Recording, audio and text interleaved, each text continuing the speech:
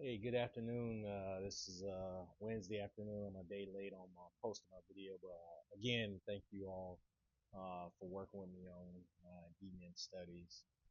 In this second peer reflection, I want to talk about a tension that surfaced early in my pastorate, one that sits at the intersection of tradition, doctrine, dogma, power, money.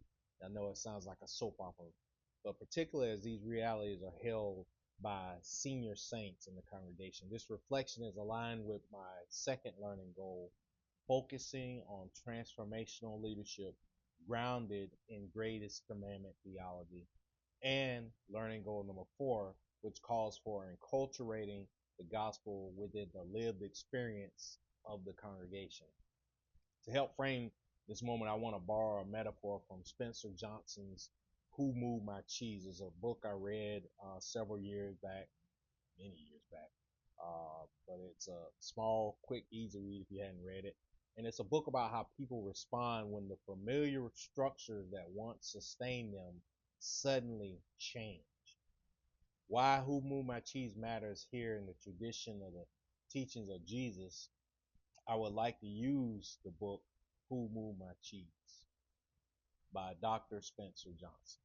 It's a business parable about four characters. There were two mice, Sniff and Scurry, and then there were two little people, Him and Haw, navigating a maze for cheese, which represented career, relationships, or happiness. When the cheese disappears, the mice adapt quickly, while the humans resist change. The story teaches that embracing change, letting go of the past, and anticipating new opportunities leads to success. Key characters and their responses to change from the book, you had Sniff, one of the mice, who sniffs out change early. Scurry, the other mouse, races into action. One of the little people, Him, he denies and resists change, fearing it will lead to something worse. And then Haw, the other little person, learns to adapt in time, finding new, better cheese and writing lessons on the wall. The core lessons that come out of the book are that change happens, they keep moving the cheese. Anticipate change, smell the cheese often so you know when it is getting old. Adapt quickly, the sooner you let go of old cheese, the sooner you can enjoy new cheese. And enjoy change, savor the adventure, and enjoy the taste of new cheese. I like this book because it does kind of give you the gamut, the spread of what you're going to see in your congregation and in my congregational context. You see people that are resistant to change, and you see people that are all willing, gung ho, ready to jump in with both feet. The book emphasizes that the fear you let build up in your mind is often worse than the actual situation. In Who Moved My Cheese, the cheese represents whatever we believe provides us with security or comfort and stability. When the cheese disappears or is moved, people respond differently. So you have some people that panic, some get angry, some demand immediate restoration, and some adapt. What struck me is that the book isn't really about cheese at all. It's about anxiety, loss, and control. And that is precisely what I encountered. Not resistance to leadership, but fear that something familiar was being taken away yet again. So, in addressing my second learning goal, transformational leadership and loving through anxiety, I would like to talk about how this relates to my second learning goal, and specifically that transformational leadership grounded in the greatest commandment requires loving people in the moment they are least adaptable. This is the moment where you see conflict. This is the moment where you see anxiety. During the pastoral search, the congregation spoke about wanting change. They spoke about growth and movement into the 21st century. But once the pastor arrived, leadership voices began reminding me, sometimes directly, sometimes subtly, that the senior saints are the ones who stayed, they're the ones who sacrificed, and most importantly, they're the ones who paid the bills. Ethnographically, that reminder functioned like this statement: the cheese we survived on matters. Transformational leadership required me to hear that not as a threat, but more as a testimony. At the same time, the leadership demanded that I not allow fear of losing the cheese to become the church's governing theology. And this I like to talk about what I would call the chair incident when the cheese was moved. This is a specific example that happened early in the pastorate. I moved the chairs out of the pulpit. I didn't make any announcement. I didn't give any explanation. It was just a change I did during the week in the worship environment. Within a short period of time, several people contacted their deacons, two of the deacons specifically, demanding that the chairs be put back in the pulpit. Now, what I realized ethnographically was this: I had moved the cheese. The chairs symbolized order, authority, continuity, and reassurance that things were going to remain the same, especially after they had dealt with hurricanes, economic collapse, and the retirement of their long tenured pastor. The reaction that I was not rebellion. The reaction that they had was not rebellion. It was fear that yet another stabilizing structure had been taken away, and this was too fast, too soon. The leadership choice, keeping the cheese while changing the pattern. To keep the peace, I moved the chairs back into the pulpit. I didn't try to give them an explanation, but I made a different leadership decision. I refused to sit in the pulpit. It wasn't done out of protest. It wasn't done to make a statement, but because I choose not to. I do not experience pastoral authority as needing elevation or display. I don't like being seemingly on display during worship. I like to sit with the congregation. Now, this choice allowed me to honor tradition while also signaling that I am not dependent on it. In the book, Who Moved My Cheese, the healthiest response is not clinging to the old cheese, but learning how to move without panic. My leadership response aimed to model that posture without shaming those who were still grieving the losses or the trauma they had been dealing with.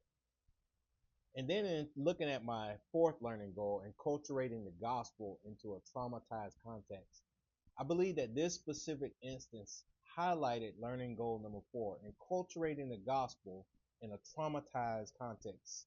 It required recognizing that for many of the senior saints, tradition is not just nostalgia, it is survival theology. The gospel must speak into the reality gently but truthfully in their case. Jesus doesn't shame people for holding on to what once sustained them, but Jesus also refuses to let fear dictate the future.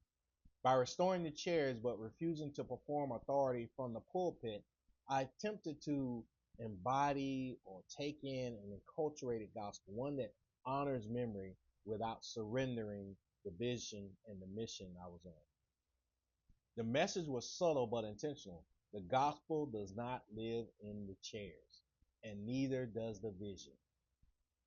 I later had a direct conversation with one of the deacons. I said clearly that my goal is not to push the old members aside. I deeply honor their faithfulness and their sacrifice over the years, the many decades, but I also said I do not intend to allow the fact that some members are footing the bills to drive the mission and vision of the church if it does not align with the vision God has given me.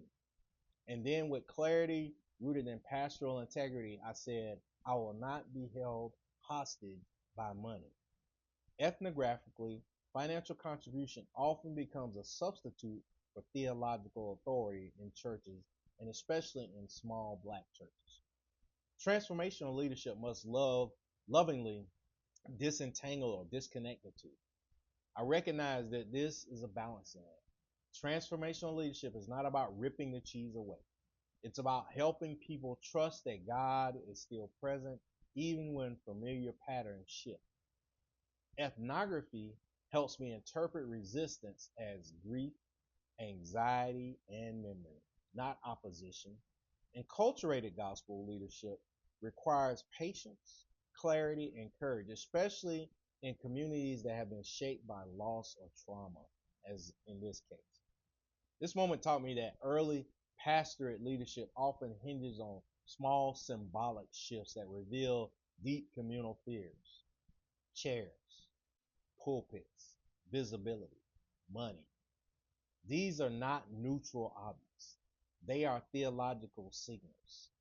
They are a display of power.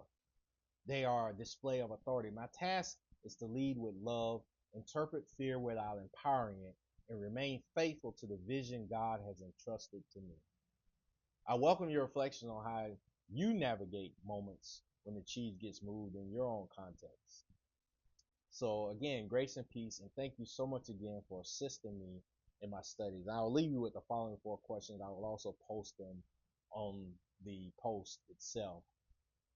But this will be for your weekly comment, and hopefully you can get them to me by next Tuesday. But I like to read them to you because sometimes hearing something is a little different than reading it.